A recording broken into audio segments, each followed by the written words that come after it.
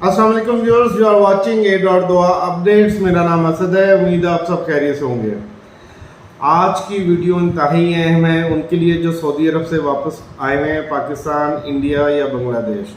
ये वीडियो उनके लिए है और इस वीडियो को एंड तक ज़रूर देखिएगा, क्योंकि इसके बारे में मुझे एक भाई ने स्पेशली फ़ोन करके बोला था ये इन्फॉर्मेशन मैंने शेयर करूं, लेकिन मैं मसरूफियत की वजह से इसको ऊपर वीडियो नहीं बना सका। लेकिन अभी 3 दिन पहले हमें खुद पर्सनल एक्सपीरियंस हो चुका है इसके बारे में, इसलिए हम चाहते हैं कि आप लोगों का कोई नुकसान ना हो।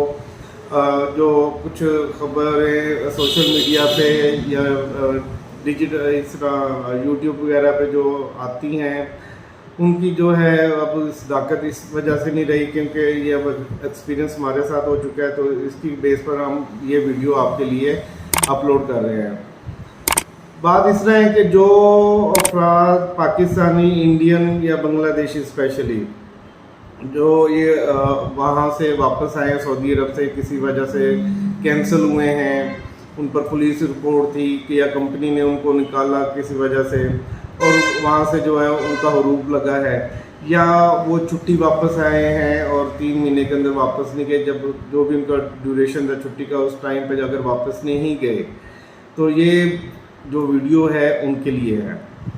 अब बात इस तरह है कि जो मुझे पहले फ़ोन कॉल आई किसी भाई की, उन्होंने जब रिक्वेस्ट की थी उन्होंने यही बताया था कि जो वहाँ से एग्ज़िट हुए हैं, जिन पर केस था या रूब लगा था उनके ऊपर, उम्रे वीज़े पर अगर वो गए हैं तो उनको जद्दा एयरपोर्ट से या मदीना एयरपोर्ट से उनको जो है एंट्री नहीं दी, वहाँ से ही एयरपोर्ट से ही उनको डिपोर्ट कर दिया गया है। जबकि मैंने अभी उसके ऊपर जब जाके रिसर्च किया, जब खुद पर्सनल एक्सपीरियंस हुआ है, तो यूट्यूब के ऊपर भी काफ़ी मवाद है इस तरह का कि वहाँ से रूब वाले आते हैं जिन जो डिपोर्ट हुए हैं वगैरह वगैरह, वो उम्रे या हज पर जा सकते हैं, लेकिन ऐसा कुछ भी नहीं है। उसकी वजह ये है कि अब हम लोग खुद इसका एक पर्सनल एक्सपीरियंस कर चुके हैं। हालांकि मेरे पास एक क्लाइंट आए, उन्होंने बोला कि इस तरह जाना है। मैंने उनका पासपोर्ट देखा तो मैंने पासपोर्ट देखते ही उनको बोल दिया था कि आप पैसे ज़ाया कर रहे हैं, इनको ना भेजें उम्रे पे, ये नहीं जा सकेंगे, एयरपोर्ट से वापस आ जाएंगे। तो उन भाई ने जो मुझे जवाब दिया कि नहीं जी हमने चेक करवा लिया है, इनको 4 साल से ऊपर हो गए, ये जा सकते हैं। मैंने उनको 3 दफ़ा रोका, उन्होंने मेरी बात नहीं मानी। वो कहते नहीं आप इनका प्रोसीड कर दें, इनका उम्रे का वीज़ा लगवा दें, टिकट वगैरह कर दें और उनको भिजवा दें, ये चले जाएंगे, हमने चेक कर लिया इसको अच्छी तरह। अब उनका जो चेकिंग का सोर्स क्या होता है, हमारे पाकिस्तानियों का या जो भी इंडियन या हमारे बांग्लादेशी भाई हैं, वहाँ पर उनके दोस्त अहबाब जो रह रहे होते हैं, वो जो है प्रॉपर इमिग्रेशन या जवाज़ात के ऑफिस नहीं जाते, इधर उधर से बातें सुन के किसी की वो जो है एक बात बता देते कि नहीं जी 4 साल हो गए, 3 साल हो गए, 5 साल हो गए, ये बंदा वापस आ सकता है, उम्रा कम अज़ कम कर सकता है, उसको जो है वर्क वीज़ा नहीं मिलेगा। इसी बेस के ऊपर जाके जो है हम जो जिस तरह ये केस हमारे साथ हुआ है, उन्होंने भी इसी सोर्स के थ्रू जो है वो उम्रे का वीज़ा लगवा लिया, हमने टिकट कर दी, उम्रे का वीज़ा दे दिया, उनका पैकेज बना के 15 दिन का था उनका। वो 16 तारीख को उनकी फ़्लाइट थी, वो चले गए यहाँ से, तो वो चले गए। 17 तारीख को रात को मुझे व्हाट्सएप आती है जिन्होंने उनका वीज़ा लगवाया था कि ये जो उम्रे पर गए हैं उन्होंने घर रब्ता नहीं किया, ज़रा अपने स्टाफ से ज़रा चेक करके बता दें कि ये किधर है। मैंने मक्का स्टाफ से रब्ता किया, उनसे इंफॉर्मेशन ली, उन्होंने बोला कि ये बंदा सऊदी अरब में एंटर ही नहीं हुआ। उन्होंने सारा रिकॉर्ड चेक करके मुझे स्क्रीनशॉट भेज दिए कि ये बंदा जो है सऊदी अरब में एंटर नहीं हुआ। यानी कि मतलब ये है कि ये यहाँ से तो फ्लाई कर गए थे, मैंने भी चेक कर लिया था सिस्टम, यहाँ से चले गए थे लेकिन जद्दा एयरपोर्ट पर थे।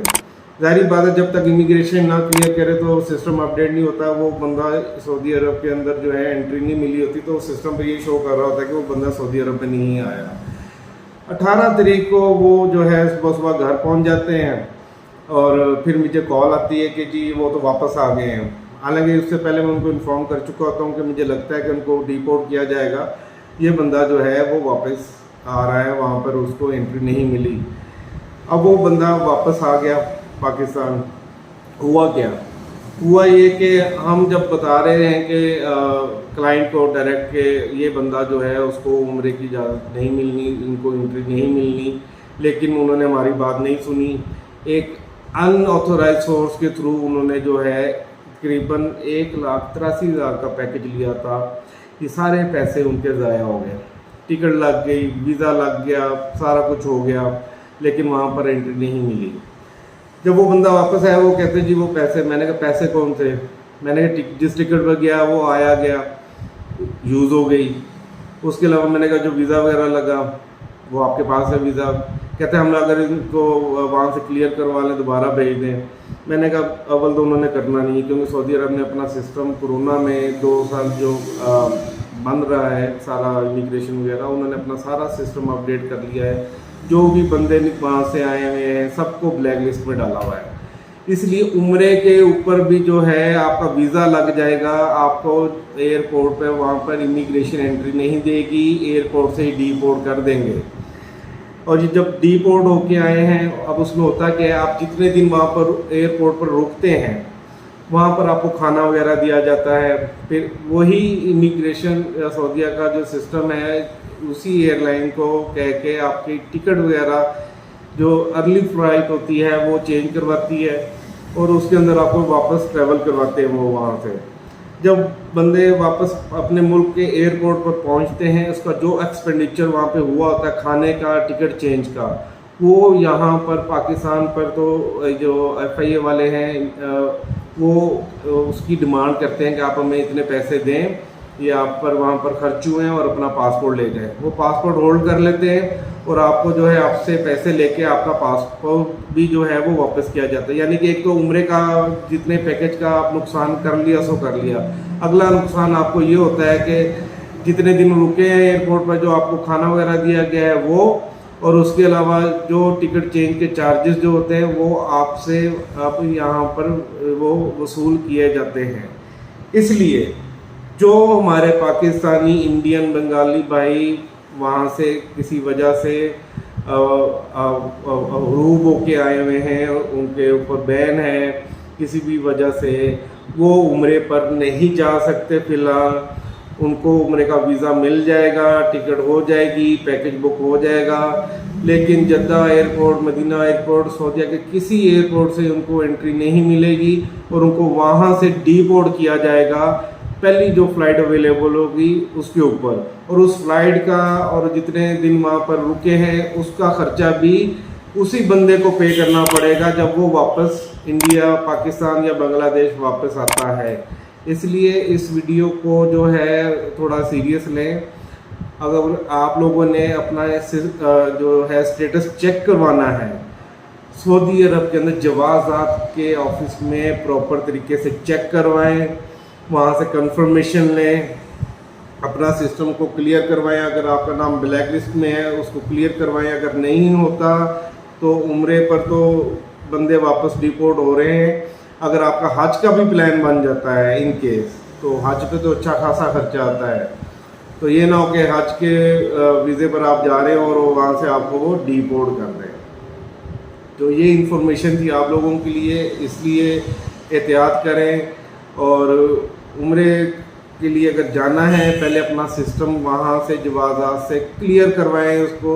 अगर क्लियर होता है तो ठीक है, नहीं तो उम्रे का जो है प्लान उसको फ़िलहाल पोस्टपोन करें। आप लोगों का वीज़ा लग जाएगा, सब कुछ हो जाएगा, वहाँ पर पहुँचकर आपको एंट्री नहीं मिलनी, आपके सारे पैसे ज़ाया हो जाएंगे। इसमें किसी भी एजेंट का कोई कसूर नहीं होगा, ये मैं अब दोबारा कह रहा हूँ, क्योंकि आपकी हर चीज़ जो है वो पेमेंट होती है तो बुक होती है, उसके बाद जो है आप ही का नुकसान होना है। उसके अलावा जब वापस आना है, एयरपोर्ट वालों ने जो आपके ऊपर ख़र्चा किया होता है सऊदी अरब एयरपोर्ट पर, वो उसका जो बिल वो सऊदीया की गवर्नमेंट देती है वो उन्होंने एयरपोर्ट पर ही आपसे वसूल करना है और आपको आपका पासपोर्ट वापस करना है। इसलिए एहतियात करें। और जो हरूब वाले हैं या ब्लैक लिस्ट वाले हैं, कोई भी है, वो उम्रे पर नहीं जा सकते, क्योंकि इसका पर्सनल एक्सपीरियंस अभी 3 दिन पहले हमारा एक हाजी जो है वो वापस आया है। इसी वजह से जो है ये वीडियो आप लोगों के लिए बनाई है, ताकि इसको आप अच्छी तरह समझ लें।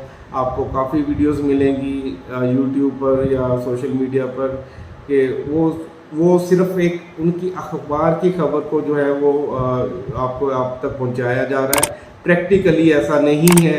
जो प्रैक्टिकल अब हो गया है, हमारे साथ एक्सपीरियंस हो गया है, वो हमने आपके साथ फेयर एंड एनफ शेयर कर लिया है। इसलिए अगर आपने जाना है उम्रे पर या सऊदी अरब दोबारा वापस जाना है, जो हमारे कामे वाले भाई हैं जो वापस आए हुए हैं किसी भी वजह से, वो पहले अपना सिस्टम चेक करें, उसको क्लियर करवाएं, फिर सऊदी अरब जाएं। तो ये थी आपके लिए इंतहाई अहम खबर। तो एहतियात करें ताकि आपके पैसों का नुकसान ना हो, आपके टाइम का नुकसान ना हो। हम तो ये चाहते हैं कि किसी का अब नुकसान ना हो, क्योंकि ये जो बंदे ने अपना नुकसान किया है, हमारे मना करने के बावजूद ज़बरदस्ती वीज़ा लगवाया। 3 दफ़ा मैंने खुद मना किया उनको कि ना भेजें, इनको नहीं जा सकते। उनको मैंने फ़ोन का रेफरेंस भी दिया कि मुझे कोई स्पेशलिस्ट के ऊपर कॉल आई है, लेकिन वो भाई नहीं माने और उन्होंने जो है पूरा प्रोसीजर करवाया और ये फिर वाक़या उनके साथ अब हो चुका है। इसीलिए आप लोग भी एहतियात करें। नेक्स्ट वीडियो तक अपना ख्याल रखिएगा। अल्लाह हाफ़िज़।